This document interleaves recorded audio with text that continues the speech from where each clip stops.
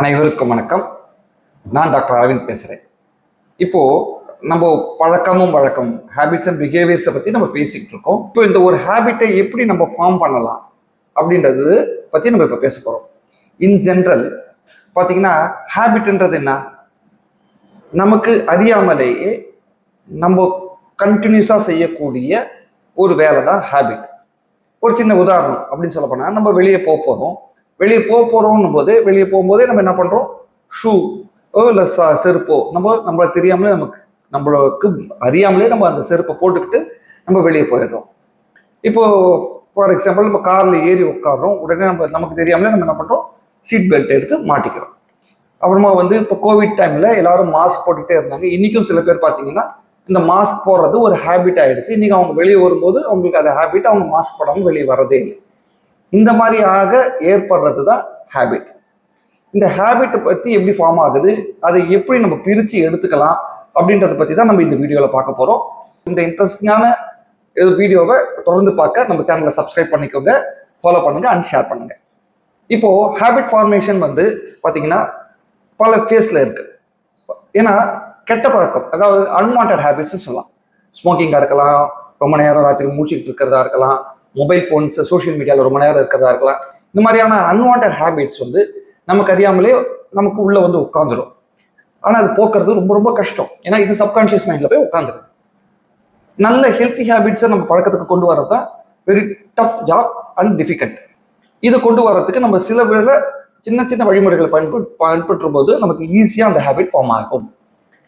இந்த ஹேபிட் ஃபார்மேஷனுக்கு நமக்கு முதல்ல தேவைப்படுறது ஒரு மோட்டிவேஷன் மேபி நமக்கு தெரிஞ்ச டாக்டர் கொடுக்கலாம். ஃபார் எக்ஸாம்பிள், நமக்கு ஒரு ஹெல்த் இஷ்யூஸ் இருக்குது, ஒரு பேஷண்ட் டயபெட்டிக் பேஷண்ட்ஸாக இருக்காரு, அவருக்கு நடக்கணும், டயட்டை ஸ்ட்ரிக்டாக ஃபாலோ பண்ணணும் அப்படிங்கிறதுக்கு ஒரு டாக்டரோ இல்லை அங்கே இருக்கக்கூடிய டயட்டிஷியனோ இல்லை அந்த சிஸ்டரோ யாரோ ஒருத்தர் மோட்டிவேட் பண்ணுவாங்க. ஆனால் அந்த மோட்டிவேஷன் மட்டும் போதுமானா கண்டிப்பாக போதாது. எப்பவுமே மோட்டிவேஷன்றது இனிஷியலாக என்ன பண்ணுவாங்க? மோட்டிவேட் ஆன பேஷண்ட்ஸ் உடனே 2 நாள் நடப்பாங்க, 3 நாள் நடக்க மாட்டாங்க, உட்காந்துருவாங்க. அவங்க கண்டினியூஸாக அந்த ப்ராசஸை பண்ணவே மாட்டாங்க. இப்போ மோட்டிவேஷன் கண்டிப்பாக தேவை. ட்ரிகர் பண்ணணும். நம்ம ஒரு பேஷண்ட்டை ஒருத்தரை மோட்டிவேட் பண்ணணும், ஒரு ட்ரிகர் பண்ணி கொடுக்கணும். அது புக்ஸாக இருக்கலாம், இல்லை ஒரு ஸ்பீச்சாக இருக்கலாம், இல்லை டாக்டர் சொல்கிற ஒரு அறிவுரையாக இருக்கலாம், ஃப்ரெண்ட்ஸாக இருக்கலாம், வாட் எவர் மேபி. நமக்கு ஒரு மோட்டிவேஷன் இருக்கும். அந்த மோட்டிவேஷன் நமக்கு தூண்டி விடுது, அவ்வளோதான். ஆனால் அந்த மோட்டிவேஷன்றது வேகமாக போயிட்டு இப்படி கொஞ்ச நாள் போயிட்டு மறைஞ்சிடும். ஆனால் அந்த மோட்டிவேஷன் எடுத்துக்கிட்டு அதை டிசிப்ளின் தொடர்ந்து ஒரு விஷயத்தை பண்ணும்போது மட்டும்தான் அது நமக்கு ஒரு ஹேபிட்டாக மாறும். இப்போ இந்த ஹேபிட்டை ஃபார்ம் பண்ணுறதுக்கு நமக்கு பார்த்தீங்கன்னா மோட்டிவேட் ஆயாச்சு, அதுக்கேற்ற ஒரு சூழலை நம்ம உருவாக்கணும். எப்படி பண்ணலாம்? ஃபார் எக்ஸாம்பிள், இப்போ டாக்டர் மோட்டிவேட் பண்ணாரு, உடனே என்ன பண்ணுவாங்க? பேஷண்ட் உடனே நான் வாக்கிங் போகிறேன் அப்படின்னு போவாது, ஷூ வாங்குவாங்க, ட்ராக் சூட் வாங்குவாங்க, எல்லாம் பண்ணுவாங்க. வெரி குட், சூழல் உருவாயிடுச்சு. ஆனால் அவங்க தொடர்ந்து வாக்கிங் போவாங்களா? 2 நாள் போவாங்க, 3 நாள் போவாங்க, இல்லை 1 வாரம் போவாங்க, அப்புறமா அதை டிஸ்கண்டினியூ பண்ணிடுவாங்க. எப்படி பண்ணலாம்? இப்படி தான் நிறைய பேர் இடத்துல நடக்குது. இப்போ ஒரு ஸ்டூடெண்ட் இருப்பாரு, அவர் டீச்சர் மோட்டிவேட் பண்ணுவாங்க, நல்லா படிக்கணும்ப்பா, நல்லா படிச்சு நிறைய மார்க் வாங்கணும், பெரிய ஆளாக வரணும், நீங்கள் பெரிய டாக்டர் ஆகணும், இன்ஜினியர் ஆகணும், சயின்டிஸ்ட் ஆகணும். குழந்தைங்களை என்ன பண்ணுவாங்க? ஸ்கூல் திறந்து அந்த புதுசில் எல்லாரும் புது நோட் வாங்க, புது எல்லாம் வாங்குவாங்க, எடுத்து வைப்பாங்க. 4 பேஜ் தான் எழுதியிருப்பாங்க குழந்தைங்க. அதுக்கப்புறமா அந்த மோட்டிவேஷன் இருக்காது. புக்ஸ் படிக்கிற ஹேபிட் சில பேர் இருக்கும். புது புக் வாங்குவாங்க, வாங்கின புதுசில் ஒரு 4 பேஜ் படிச்சிருப்பாங்க, அதுக்கப்புறமா படிச்சிருக்க மாட்டாங்க. இதே மாதிரி ஃபினான்ஷியல்லையும் நம்ம நிறைய பேர் என்ன பண்ணுவாங்க? என்ன செலவு பண்ணுறோம், என்ன வரவு வருது, என்ன செலவு ஆகுதுன்றது கூட தெரியாத ஒரு விஷயமா அவங்க என்ன பண்ணுவாங்க? முதல்ல வருஷம் ஆரம்பத்தில் எல்லாருக்கும் ஒரு நோட் போட்டு கணக்கு எழுதுவாங்க, நான் இப்படி பண்ணுறேன். அப்புறம் பார்த்தீங்கன்னா அந்த விஷயத்தை தொடர்ந்து செய்யவே மாட்டாங்க. அது மாதிரி சில பேர் என்ன பண்ணுவாங்க? நான் நாளையிலேருந்து எல்லாமே பண்ண போகிறேன், நான் எல்லாத்தையும் எழுதி வச்சு தான் பண்ண போகிறேன் அப்படின்னு சொல்லிட்டு முதல் நாள் ராத்திரி உட்காந்து நாளைக்கு என்னெல்லாம் டுடுன்னு சொல்லிட்டு போட்டு எழுதுவாங்க. இது எப்போ இருக்குன்னா, எப்பவுமே ஜனவரி 1ஆம் தேதி இல்லை டிசம்பர் 31 எவ்ரி இயர் ஒரு ரெசல்யூஷன் எடுத்துக்கிட்டு செய்ய ஆரம்பிப்பாங்க, மோட்டிவேட் ஆவாங்க. முக்கால்வாசி பேர் அதில் கண்டினியூவாக பண்ண மாட்டாங்க. சூழல் இருக்கும், ஆனால் அந்த இது இருக்காது. அப்போ இனிஷியேஷன் இருக்குது இந்த ப்ராசஸில். மோட்டிவேட் ஆகிட்டாங்க, சூழலும் உருவாக்கிட்டாங்க, ஆனால் தொடர்ந்து பண்ண முடியாமல் ஆகுது. ஏன் இந்த ஃபெயிலியர் ஆகுது அப்படின்னா, இவங்களுக்கு ஒரு தெளிவான ஒரு பார்வை இல்லை. இந்த மோட்டிவேட் ஆகிட்டாச்சு, சூழல் உருவாக்கியாச்சு, ஆனால் அவங்க தொடர்ந்து பண்ணலை. ஏன்னா இந்த ஹேபிட் ஃபார்மேஷனில் சில ரூல்ஸ் இருக்குது. என்னன்னா, முதல்ல நம்ம ஹேபிட் ஃபார்மேஷன் நமக்கு ஒரு தெளிவு இருக்கணும், ஒரு ஆபியஸாக இருக்கணும், தெளிவான ஒரு விஷயமா இருக்கணும். நான் வெயிட் லாஸ் பண்ண போகிறேன் அப்படின்னா நான் என்ன பண்ணணும்? வெயிட் லாஸ் பண்ண போகிறேன், எவ்வளோ வெயிட் லாஸ் பண்ணணும், எதுக்கு என்ன பண்ணணும் அப்படின்ற ஒரு தெளிவான பார்வை நமக்கு இருக்கணும். முதல்ல தெரியலனா கூட தெரிஞ்சுக்கிட்டு இந்த மாதிரி நான் செய்ய போறேன்ற ஒரு தெளிவான பார்வை வரணும். முதல்ல அது ஒரு தெளிவு இருக்கணும். அடுத்து அது ஒரு அட்ராக்டிவா இருக்கணும். எப்பவுமே வந்து பாத்தீங்கன்னா நமக்கு வந்து அட்ராக்ட் பண்ணாதான் நமக்கு நம்ம ஃபார் எக்ஸாம்பிள் நான் வெயிட் லாஸ் பண்ண போறேன். வெயிட் லாஸ் பண்ண போறேன் அப்படின்னா நான் வெயிட் லாஸ் ஆனனா எனக்கு என்னெல்லாம் பெனிஃபிட் கிடைக்கும் அப்படின்ற ஒரு அட்ராக்ஷன் அவங்களுக்கு இருக்கணும். இருந்தா மட்டும்தான் அதை செய்ய முடியும். அப்புறமா ஈஸியான டாஸ்கா இருக்கணும். அடுத்து வந்து ஒரு நமக்கு செஞ்ச பிறகு சாட்டிஸ்ஃபைங்கா இருக்கணும் நம்ம எல்லா விஷயத்தையும். இப்போ இதுக்கான ஒவ்வொரு விஷயமா நம்ம சொல்லிக்கிட்டே வரலாம், அதை தெளிவா பார்த்துக்கிட்டே வரலாம். ஃபர்ஸ்ட் நமக்கு தெளிவா இருக்கணும். நம்ம என்ன பண்ண போறோம், என்ன செய்ய போறோம் அப்படின்றது தெளிவா இருக்கணும். ஃபார் எக்ஸாம்பிள் நமக்கு தெளிவு வேணும்னா நம்ம ஒரு நோட் புக்ல கூட எழுதலாம். நான் என்ன பண்ண போறேன், நான் எனக்கு என்னெல்லாம் நான் இந்த அச்சீவ் பண்ணணும், நான் என்னெல்லாம் செய்யணும். அது வந்து ஹெல்த்ல இருக்கலாம், வந்து நாலேஜ்ல இருக்கலாம், வெல்த்ல இருக்கலாம், எதுல வேணாலும் இருக்கலாம். நமக்கு வந்து அதுக்கான ஒரு தெளிவு வேணும். முதல்ல நமக்கு ஒரு தெளிவா நம்ம அதை எழுதி பழகணும். ஃபோக்கஸ்டா இருக்கணும். பல பேர் பல அட்ராக்ஷன்ஸ் இருக்கும், நிறைய பண்ணும்போது அவங்க கிட்ட அந்த ஃபோக்கஸ் இருக்காது. ஸோ ஒரு ஹேபிட்டை கொண்டு வரதுக்கு ஒரு சமயத்தில் ஒன்றுத்துல ஃபோக்கஸ் பண்ணா நல்லா இருக்கும். நான் ஹெல்த் கான்சியஸ்லேயே பேசுவோங்க. இப்போ நம்ம வந்து ஒருத்தர் பேஷண்ட்டுக்கு வராது, பிளட் சுகர் வந்து ரொம்ப அதிகமாகவே இருக்கு, அவருக்கு வந்து அவருக்கு வந்து சுகர் குறைக்கணும். அதுக்கு டாக்டர் மோட்டிவேட் பண்றாரு, நீங்க வாக் பண்ணுங்க, டயட்டை ஸ்ட்ரிக்டா ஃபாலோ பண்ணுங்க.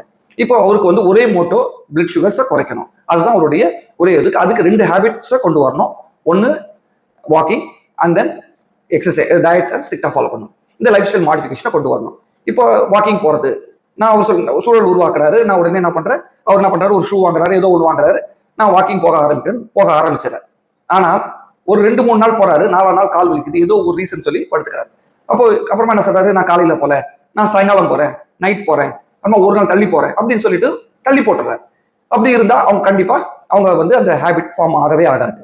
அப்போ ஹேபிட், ஒரு வாக்கிங் ஹேபிட் கண்டிப்பா போகணும் போது ஃபர்ஸ்ட் ஒரு டைம் டிட்டர்மினேஷன் டைம், நான் காலையில 6 to 7 நான் வாக்கிங் போவேன், இல்லை ஈவினிங் 5 to 6 நான் வாக்கிங் போவேன். இந்த மாதிரி ஒரு டைம் ஃப்ரேம் ஃபிக்ஸ் பண்ணிக்கணும். ஒரு இடத்த ஃபிக்ஸ் பண்ணணும், இந்த இடத்துல இந்த இடம் போவேன்ற மாதிரி அந்த டைம் ஃப்ரேம் ஃபிக்ஸ் பண்ணிக்கணும். கூட நமக்கு வந்து இதை அட்ராக்ட் பண்ற மாதிரி இருக்கணும்னா நம்ம கூட 2 ஃப்ரெண்ட்ஸை கூட சேர்த்துக்கலாம்.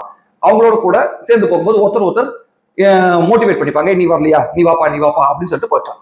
இந்த மாதிரி போகலாம். அடுத்து வாக்கிங் எடுத்துமே 1 hour போக முடியுமானா போக முடியவே முடியாது. 2 நாள் போவாங்க, 3 நாள் போவாங்க, விட்டுடுவாங்க. இந்த கண்டினியூஷன் விட்டு போயிடும். அப்போ என்ன பண்ணலாம்னா அந்த ஹேபிட்டுக்கு வாக்கிங் போறதுக்கு ஒரு 10 minutes கோலா பிரிச்சுக்கலாம், ஈஸியா இருக்கணும். ஒன்னுக்கு ஸ்பிளிட் பண்ணிக்கலாம். இப்போ 10 நிமிஷம், நான் இந்த வாரம் ஃபுல்லா நான் 10 நிமிஷம் நடந்துட்டேன் அப்படின்னும் போது அவங்களுக்குள்ள ஒரு கான்ஃபிடன்ஸ் லெவல் வந்துடும். அடுத்த வாரம் 20 minutes, அடுத்த வாரம் 30 minutes, 40, 50, 1 hour கொண்டு போய்க்கலாம். ஒரு 7 weeks அவங்க தொடர்ந்து நடந்துடுறாங்க, அவங்களுக்குள்ள நான் சாட்டிஸ்ஃபைட் ஆயிடுவாங்க, கான்ஃபிடன்ஸ் வந்துடும், சாட்டிஸ்ஃபைட் ஆயிடுவாங்க. அவங்க தொடர்ந்து அந்த விஷயம் பண்ண ஆரம்பிப்பாங்க. அதே மாதிரி ஹெல்த் ஹீட்டிங்ல நான் வெஜிடபிள்ஸ் நிறைய சேர்த்துக்கணும் அப்படின்னும் போது காலையில டிஃபன் சாப்பிடும்போது பொதுவாக நம்ம மக்கள் நிறைய வெஜிடபிள்ஸ் எடுத்துக்க மாட்டாங்க.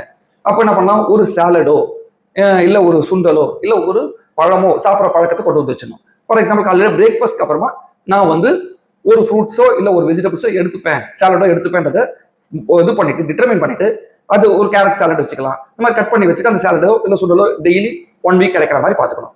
அப்போ 1 week அவங்களுக்கு தொடர்ந்து சாப்பிட்டா பிற்பாடு அவங்களுக்கு ஒரு கான்ஃபிடன்ஸ் கிடைக்கும். தென் அப்புறம் மத்தியானத்துக்கு இல்லை இன்டர்பிட்வீன் ஸ்நாக்ஸுக்கு ஒன்றத்தை இன்க்ரீஸ் பண்ணணும். அப்போ ஒரு 5 வாரத்தில் அவங்களுக்கு 5 times வெஜிடபிள்ஸ் கிடைக்க ஆரம்பிச்சிடும். இப்படி ஆரம்பிக்கும் போது அவங்களுடைய ஹெல்த்தி ஹேபிட்ஸ் ஸ்லோவா ஃபார்ம் பண்ண ஆரம்பிக்கும். அப்போ அவங்களுக்கு வந்து மனசுல ஒரு சாட்டிஸ்ஃபேக்ஷன் பிளஸ் அவங்களுக்கு ஒரு கான்ஃபிடன்ஸ் வர ஆரம்பிச்சிடும். இந்த மாதிரி ஸ்லோவா தான் நம்மளுடைய ஹேபிட் ஃபார்மேஷனை கொண்டு போகணும். இப்படி கொஞ்சம் கொஞ்சமா கொண்டு போகும்போது நமக்கு நல்ல ஹெல்த்தி ஹேபிட்ஸ் ஆனது நல்லா டெவலப் ஆக ஆரம்பிச்சிடும். ஒரு பக்கம் ஹெல்த்தி ஹேபிட் டெவலப் ஆக ஆரம்பிக்கும் போது அன்வான்ட் ஹேபிட்ஸ் நம்மளை விட்டு விலக ஆரம்பிச்சிடும். இந்த ஹெல்த்தி ஹேபிட்ஸை எப்படி ஃபார்ம் பண்ணலாம் அப்படின்றத பத்தி இன்னும் டீட்டெயிலா நம்ம அடுத்த வீடியோல பார்ப்போம். அது வரைக்கும் நன்றி, வணக்கம்.